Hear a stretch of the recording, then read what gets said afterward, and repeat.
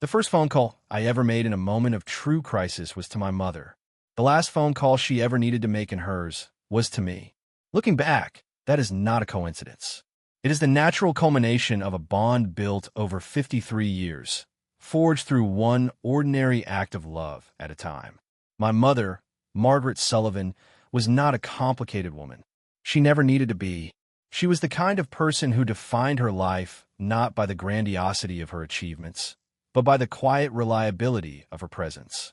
I remember her most clearly in the periphery of my childhood, a constant, steady figure.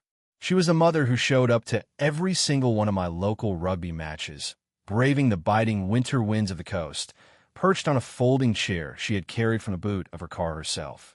She was the woman who packed my lunch with a quiet, methodical care, even long after I was old enough to be embarrassed by her hovering concern. She was the one who sat up in the lounge room, a book resting in her lap, but her eyes fixed on the driveway, waiting for my headlights to cut through the darkness. She never did it to punish me. She simply could not find peace and sleep until she knew I was safe within the walls of our home. That was always her. Love, for Margaret, was not a concept to be articulated or debated. It was a verb, something she performed daily, quietly, without ever keeping a tally of the costs. When my father passed away 12 years ago, a Wednesday morning in November, the kind of day that permanently shifts the tone of the entire month, she did not splinter under the weight of the grief. She mourned the same way she lived, with dignity and her chin held high. She sold the family's second car to ensure the funeral expenses were covered before I could even open my mouth to offer help. She kept our home running on a modest pension, and yet she still managed to have a warm, home-cooked meal on the table every Sunday for anyone who walked through the front door. She never once called me to complain of her struggles, not in all those years. She carried her burdens with a grace that was as humbling as it was intimidating. So, understand this. When Margaret Sullivan called me at 7:42 on that Wednesday morning, and her voice, usually as firm as the coastal cliffs, was thin and trembled with the admission that her chest felt heavy and her left arm was losing sensation, I did not hesitate. I did not calculate. I did not weigh my options or consider the logistics of my day. 53 years of that woman's unwavering love does not produce a son who hesitates. It produces a man who moves immediately, without question, and without condition. The air in the kitchen was still, smelling faintly of the coffee I had just poured. I stared at the counter, the steam rising from my mug, while her voice crackled through the receiver. I was already moving toward the hallway before I had even finished telling her I was on my way. I felt a cold, sharp clarity wash over me, the kind that only arrives when the illusions of one's life are suddenly stripped away. I knew, with the instinct of a man who has lived a lifetime under the shelter of his mother's care, that the world had shifted. The ordinary quiet of the morning had been shattered, and in its place, the true nature of my life and the people who occupied it was about to be laid bare. The silence in the kitchen was quickly replaced by the mechanical, cold reality of logistics. With my truck trapped at the mechanics, I turned to the window to look at the driveway. Claire's silver SUV sat there, fat and unbothered, catching the morning sun. She had filled the tank herself on Monday, a small, practical act that felt like a mockery now. Claire was still upstairs. I could hear the rhythmic drone of the shower, that long, luxurious 30-minute ritual she performed every morning as if she were preparing for a photo shoot rather than merely starting a Tuesday. I hurried to the bottom of the stairs, my heart hammering a frantic, uneven rhythm against my ribs. "Claire!" I called out, my voice tight. The water continued to cascade behind the bathroom door. "Claire!" I shouted, louder this time, an edge of desperation creeping into my tone. The water abruptly cut off, replaced by the heavy silence of a house holding its breath. A long pause followed, filled only by the sound of my own ragged breathing. "What?" she finally called down. Her voice wasn't laced with concern. It was clipped with the unmistakable, sharp impatience of someone whose serenity had been violated. "This better be important, Wesley." I stood at the base of the stairs, gripping the wooden banister until my knuckles turned white. "I need to borrow your car," I said, trying to keep my voice level despite the rising panic. My mother is having severe chest pains. I need to get her to St. Francis Hospital immediately. I will be right back. There was another long, suffocating silence. It wasn't the silence of someone processing a crisis or considering a request. It was the chilling, calculated silence of someone who had already reached a conclusion and was merely deciding on the most efficient way to dismiss me. 30 seconds later, she appeared at the top of the stairs. She was wrapped in a bathrobe, a towel twisted precariously around her head, her face a mask of complete, impenetrable indifference. She leaned against the doorframe, crossing her arms over her chest, not looking at me, but through me. "Wesley, I can't do this today," she said, her voice devoid of any warmth. "Claire, are you listening to me?" I pleaded, my patience fracturing. "My mother is having chest pains. She said her left arm is going numb. This is a medical emergency." She didn't move. She didn't blink. "I heard you," she said, her tone flat. "Call an ambulance." You know she doesn't like ambulances. I countered, desperation fueling my words. She had a terrible experience years ago. "Please, just give me the keys." "Then call someone else," she replied, already beginning to turn back toward the sanctuary of the bedroom. "I have a dinner engagement with my friends tonight, and I have a full day of work ahead. I'm not going to spend my entire day tethered to a hospital waiting room." I stood there, frozen, struck by the profound, icy clarity of her words. She hadn't even hesitated. She hadn't asked if my mother was stable or if she needed anything. She had simply assessed the situation, determined it was an inconvenient interruption to her schedule, and decided it was not her concern. In that moment, the veneer of our 11-year marriage didn't just crack.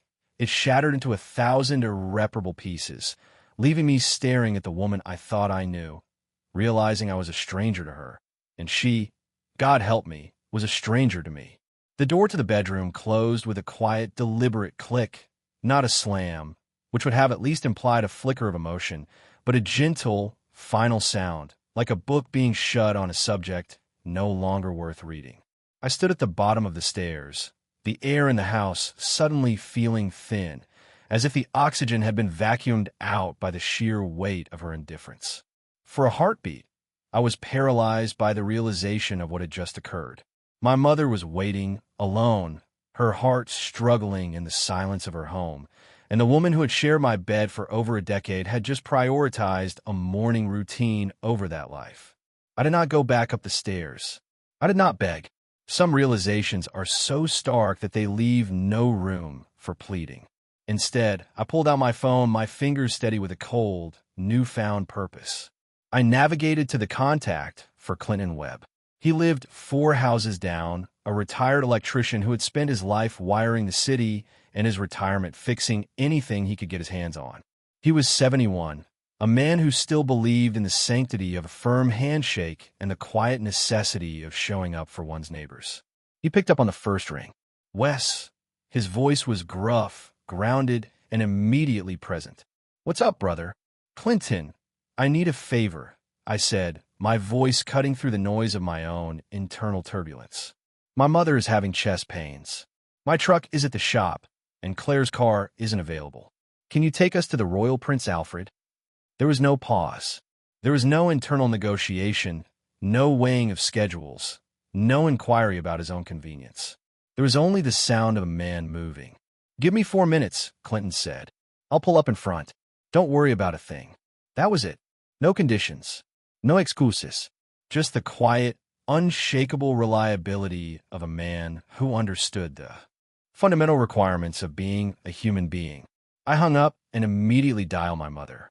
"I'm coming," I said, my voice firm, stripping away any uncertainty so she wouldn't have to carry the burden of her own fear. "Clinton is driving. You don't need to do a thing. Just unlock the front door, sit down on the sofa, and keep breathing. Do you hear me? Just sit." "Wesley," she whispered, her voice fragile, yet still carrying that inherent, lifelong tendency to apologize for her own existence. "I really don't want to be a burden." "Mum, stop," I said, the gravity of my words grounding the conversation. "You are not a burden. Just sit." I walked out the front door, leaving the house behind me. As I stepped onto the pavement, the cool morning air of Sydney hit my face, sharp and bracing. I checked my watch. 3 minutes and 40 seconds later, Clinton's well-worn sedan pulled up to the curb. He didn't say a word as I climbed in, his eyes meeting mine for a brief, communicative second that said more than 1,000 empty promises. He saw the tension in my jaw, the rigidity of my posture, and he simply put the car in gear. As we drove toward the hospital, I looked out at the familiar streets of the suburb, the trees passing by in a blur. I felt two distinct sensations warring within me: an overwhelming, aching gratitude for the man sitting beside me, and a cold, silent void where my feelings for my wife had once resided. I hadn't processed the betrayal yet. I had simply shelved it, tucking it away to be examined only after I knew my mother was safe.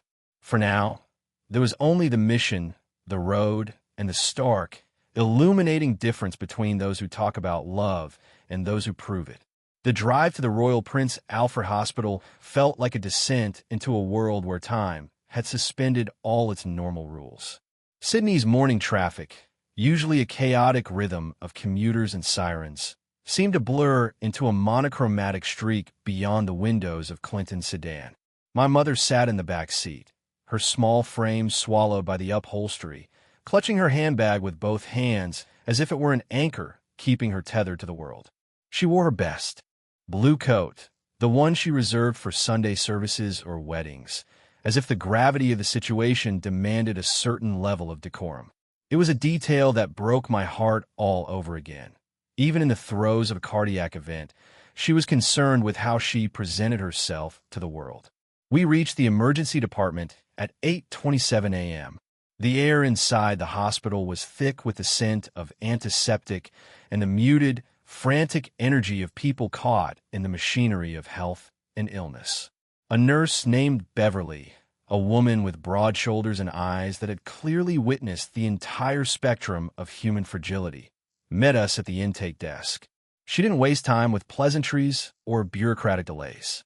Within 15 minutes, my mother was in a private room, the rhythmic beep-beep-beep of a cardiac monitor becoming the heartbeat of our morning.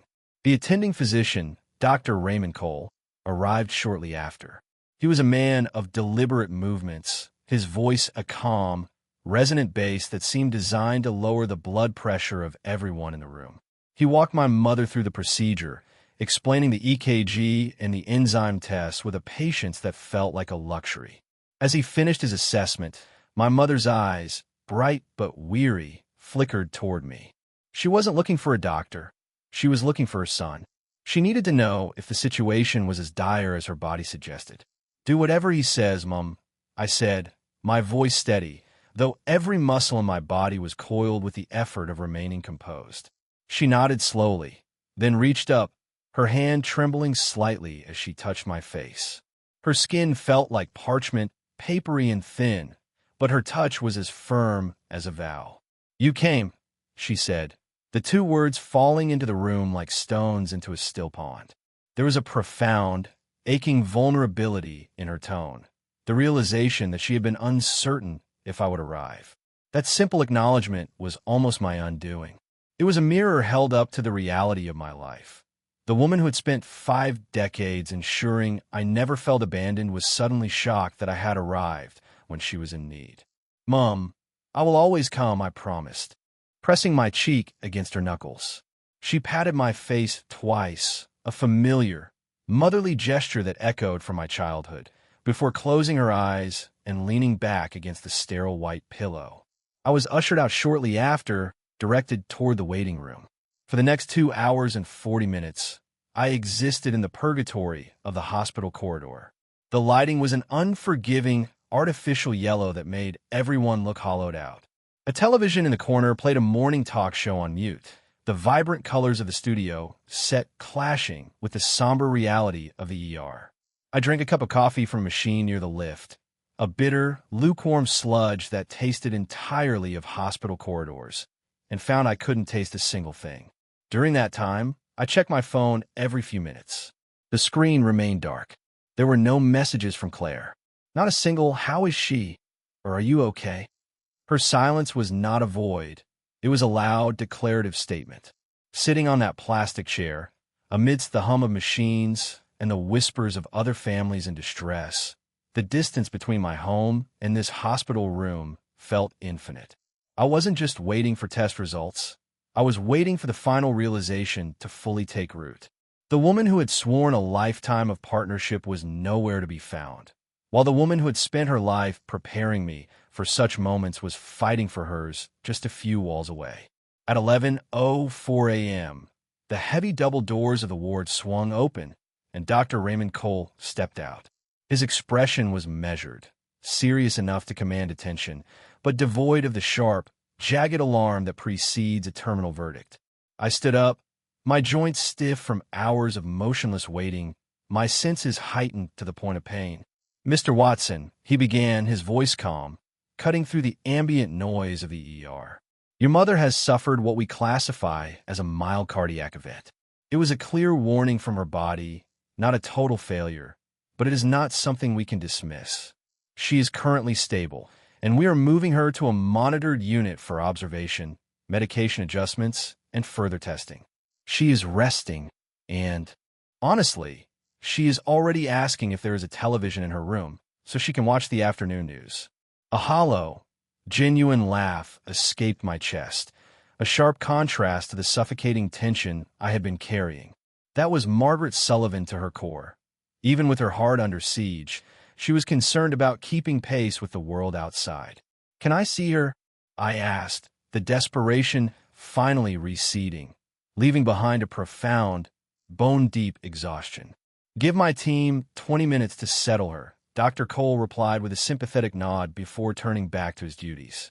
I sank back into the molded plastic chair, but the relief I felt was strangely tainted. I leaned my elbows on my knees and stared at the linoleum floor, tracing the scuffs and patterns of a life lived in transit. The silence of the waiting room no longer felt heavy. It felt clarifying.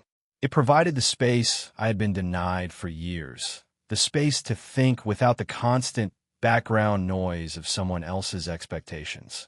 I pulled out my phone, the screen still stubbornly blank. Not a single message. Not one inquiry about my well-being, or my mother's, or how I was handling the prospect of losing the woman who had built the foundation of my entire life. The realization that had been simmering in the back of my mind since that morning now boiled over. I thought about the dinner Claire had prioritized, the clinking of glasses, the laughter over a shared meal, the orchestrated grace of a social evening. And I thought about my mother, lying in a sterile hospital bed, her heart fluttering like a bird trapped in a cage. I began to figure it out, just as Claire had commanded. I thought about the Sunday dinners I had hosted, where I had spent hours preparing, ensuring everything was perfect, only for Claire to be distracted by her phone or her plans. I realized that my attempts to keep the peace had never actually been about creating peace. They had been about managing her discontent. I had been a peacekeeper in a war of one. I looked at the phone again. It was a tool of connection, yet in my hands, it was a testament to the chasm between us. I stood up and walked toward the window, looking out at the sprawling, vibrant skyline of Sydney. The city looked indifferent to my small, private tragedy. I felt a cold, sharp, and final resolution settle into my marrow. The man who had stood at the bottom of those stairs that morning, paralyzed by the fear of her displeasure, was beginning to dissolve. In his place, there was a man who saw the truth for the first time.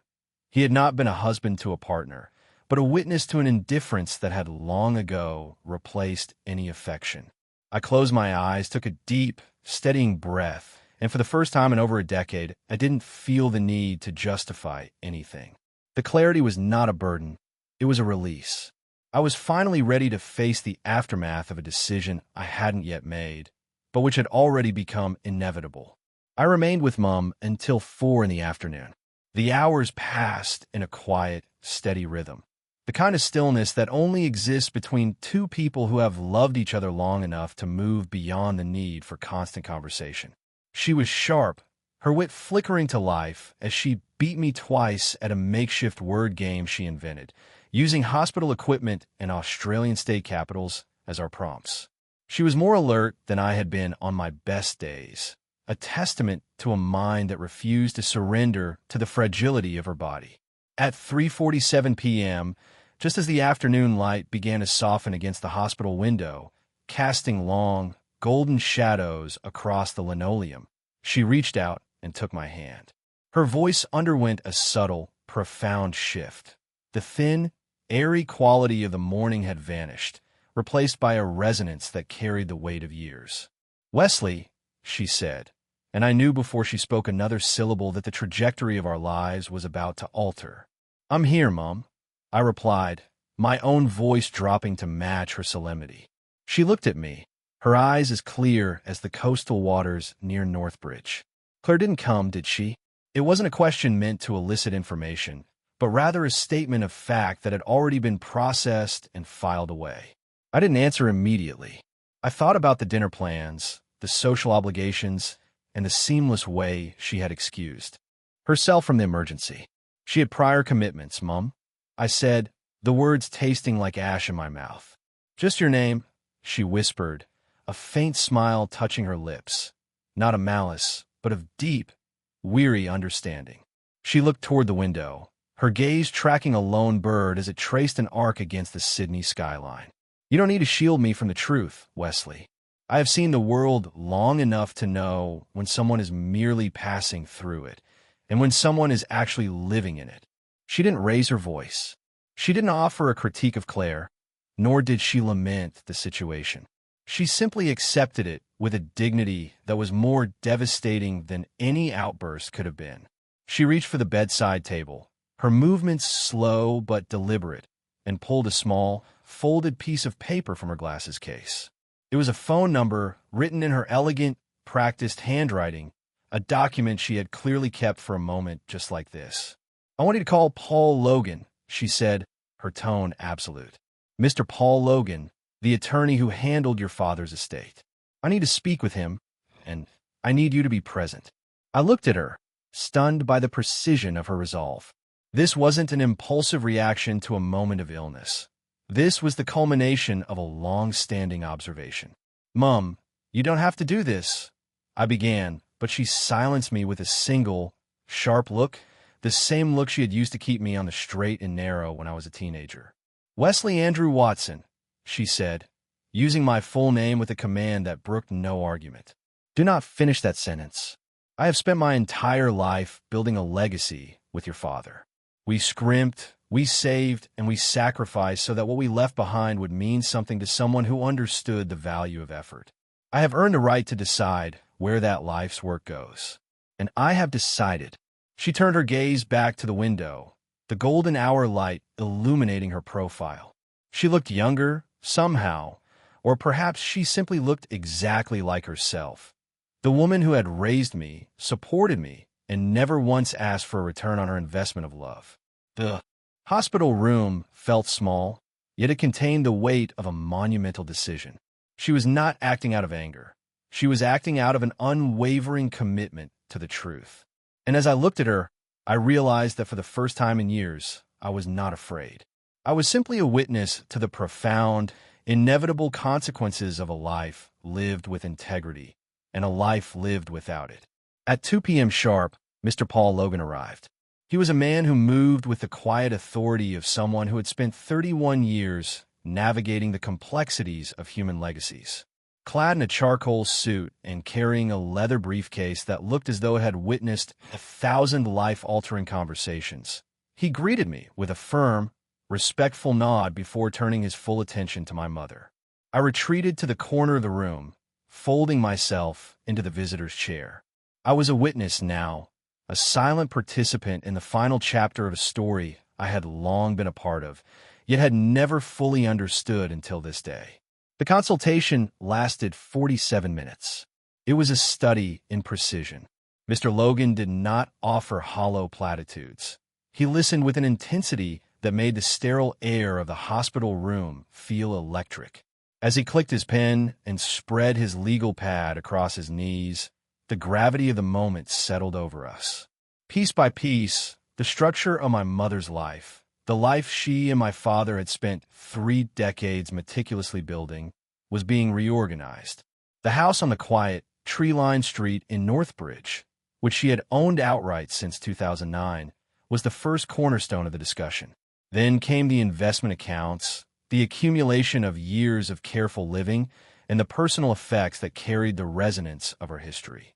My attention drifted to the 1967 Holden, that beautiful mechanical masterpiece my father had restored with his own hands. It lived under a custom cover in her garage, a machine that still smelled of his workshop on warm afternoons. Every item, every asset, was being reassigned with a focus that was both clinical and profoundly loving. There was a specific, deliberate silence whenever the subject of the future was raised. I watched as Mr. Logan noted the details, his hand moving across the paper with rhythmic purpose. What struck me most was what was not being said. There was no mention of Claire. There was no debate about fairness or obligation.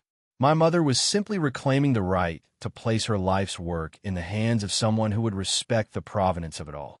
It was an act of restoration, a way of ensuring that the values my father had stood for would not be diluted by those who had never known the weight of earning them. Finally, she added a provision that surprised me. $20,000, earmarked specifically for the local animal welfare shelter in Northbridge, where she had volunteered every third Saturday for the past 11 years. Even in her redirection of the estate, she remained the woman who found joy in the quiet, necessary acts of kindness. When Mr. Logan finally clicked his pen shut and tucked the documents into his briefcase, the room felt lighter, as if a great, lingering tension had been resolved. He stood, adjusted his jacket, and looked toward my mother. She had already returned to her crossword puzzle, her glasses perched on the bridge of her nose, her demeanor once again one of complete, unbothered grace. "Mrs. Watson," Mr. Logan said, his voice carrying a rare note of genuine admiration, "you are, without question, the most clear-eyed person I have had the privilege of representing in my 3 decades of practice." My mother didn't look up from her puzzle, though a small, satisfied smile played at the corner of her lips. "I've had a long time to think about it, Paul," she said simply. "And I've learned that the truth is rarely as complicated as people try to make it." As I walked into the door, he paused and caught my eye. "Your mother knows exactly what she is doing," he whispered. I didn't need him to tell me.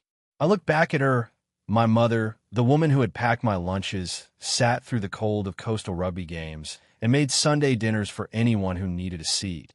And I realized that for the first time, I finally understood what she had been trying to teach me all along. You do not build a life to be consumed by the indifferent. You build it to be honored by those who understand the cost of the foundation. I left the hospital at 4:30 p.m., the afternoon air already beginning to carry the cool, crisp promise of a Sydney evening. Clinton was waiting by the sedan, his posture as relaxed as ever. He didn't ask a barrage of intrusive questions. He simply observed the way I carried myself, his eyes noting the shift in my demeanor. When I climbed in, he didn't even need to ask if everything had been resolved. He saw it in the set of my shoulders and the quietness of my breathing. We drove back toward Northbridge in a companionable silence, the kind that exists only between two men who understand that sometimes the most profound communication happens in the absence of words. The return to the white colonial house at the end of the street felt like an arrival at a sanctuary. It was the place where I had learned to navigate the world, where my father had laid the literal and metaphorical bricks of our family life, and where every corner held the ghost of a lesson learned or a milestone achieved. The porch was swept clean, and the welcome mat, though faded by years of sun and rain, still held a dignity that the expensive, manicured entryways of my own home lacked. Inside, the house smelled of chamomile and the enduring, subtle scent of cedarwood. I moved through the rooms with a sense of purpose I hadn't felt in years. I prepared Mum's tea, steeping the bags for exactly 4 minutes, just as she had instructed when I was a boy, and moved through the medical regimen Dr. Cole had prescribed, reading the labels aloud to ensure she understood the transition to her new, necessary routine. Mum sat at the kitchen table, her hands wrapped around the warm porcelain of her mug, watching me with a gaze that was both loving and profoundly penetrating. This was the same table where she had helped me with algebra, where she had folded the laundry while listening to the radio, and where, 12 years ago, We had sat in the crushing silence of the morning after my father's death, holding hands in a communion of shared grief. "Sit down, Wesley," she said, her voice soft but carrying the resonance of a command. I pulled out the chair and sat. She reached across the polished wood, covering my hand with her own. Her skin was warm, the touch of a mother who had never wavered in her role as the anchor of my existence. "I need you to hear me," she said, her eyes locked onto mine. "What I did today with the will, I didn't do it to punish Claire. I didn't do it out of a desire for retribution. I did it because it was right. Your father and I built a life on the premise of mutual investment. We understood that a legacy is not a gift to be squandered, but a trust to be managed by someone who understands what it actually takes to build something together. You understand that, Wesley. You always have." She paused, her thumb tracing the back of my hand. "I need you to think about your life, not about the money, and certainly not about the estate. I need you to think about your own happiness. You have been showing up alone for a very long time, my dear. A man of your character, a man who understands the sanctity of showing up, deserves someone who stands beside him, not someone who expects him to carry the burden of the partnership while they remain perpetually detached." The kitchen was perfectly, beautifully still. The hum of the refrigerator felt like the heartbeat of the house, grounding us in a world that was suddenly stripped of its pretenses. Her words were not a critique. They were a mirror. Every syllable she spoke was a cold, hard truth I had spent 11 years refusing to acknowledge. My throat tightened, and for a moment, the room blurred, but I didn't look away. "I know," I said, my voice rough with the realization of all the years I had spent enduring rather than living. She nodded once, a slow, deliberate movement that signaled her acceptance of my understanding. She patted my hand twice, a gesture that had signaled comfort for over half a century, and released it. "Good," she said, picking up her tea and taking a calm, measured sip. "Now, are you going to check your phone, or are you going to let it buzz its way into oblivion?" I looked at the device on the table, which had been vibrating incessantly for the better part of the hour. Claire was calling again. I turned it face down on the wooden surface, the muffled sound of the vibration echoing in the quiet room. "Not yet," I said. Mum's mouth curved into a faint, knowing smile. She didn't press, she didn't advise.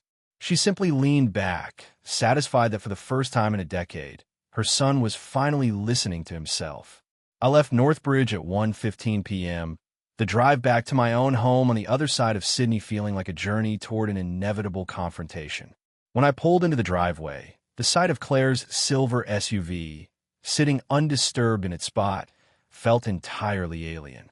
I had lived here for 11 years, yet as I stood before the front door, I felt like a visitor to a home I had never truly inhabited. I had 34 missed calls. The sheer volume of the notification was not a sign of concern.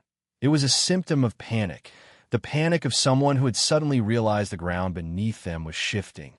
I walked inside. The house was quiet, filled with the sterile, ordered perfection that Claire prized above all else. She was sitting in the living room, perched on the edge of the sofa in her work attire, her hands clenched white around her phone. When I entered, she looked up, and for a fleeting second, I saw a reflection of the woman I had married, or at least the reflection of the woman I had believed her to be. Her eyes were raw, the carefully curated composure she wore like a second skin having finally been breached. "Wesley," she said, her voice jagged. She stood up instantly, her movements frantic. "I have been calling you all day. Why aren't you answering? I received a notification from Paul Logan's office regarding the changes to the estate. Do you have any idea what this means?" I didn't answer right away. I walked over to the hook by the door and hung up my keys, the simple, mundane act feeling like the closing of an era. I thought about Wednesday night, my mother lying in that hospital bed, the monitors tracking her heart, while Claire was passing the breadbasket at a restaurant, laughing with friends, untroubled by the reality of our lives. I thought about the emptiness of the years I'd spent, apologizing for her distance. I let that memory sit in the center of the room, a heavy, unignorable presence. "Did you know?" Claire asked, her voice cracking as she stepped toward me. "About the will? Did you know she was going to cut me out completely?" No, Claire, I said, my voice steady, stripped of the defensive agitation I had always brought to our arguments. I found out exactly when you did. She pressed her fingers to her lips, her breathing shallow. When she spoke again, the mask was gone, replaced by a naked, trembling fear. It wasn't the fear of losing the house or the Holden. It was the fear of losing the leverage she had held over my life. Wesley, please, she said, her composure slipping into something desperate. Ask her to reconsider. Tell her it was a misunderstanding. I had that dinner planned for weeks. Tell her I was going to come to the hospital, but I couldn't. You couldn't because you chose not to, I reply, my voice calm. I took a single, deliberate step toward her. I wasn't angry. The rage had long since burned itself out, leaving behind a cold, crystalline resolve. You had dinner with your friends while my mother's heart was failing, while I was sitting in a plastic chair in a dark waiting room, wondering if I was about to lose the only person who had ever truly shown up for me. And while Clinton Webb, a man who barely owed us anything, was waiting in a hospital parking lot for 3 hours because that is what people do when they love someone. Claire's face drained of color, the silence in the living room growing heavy and suffocating.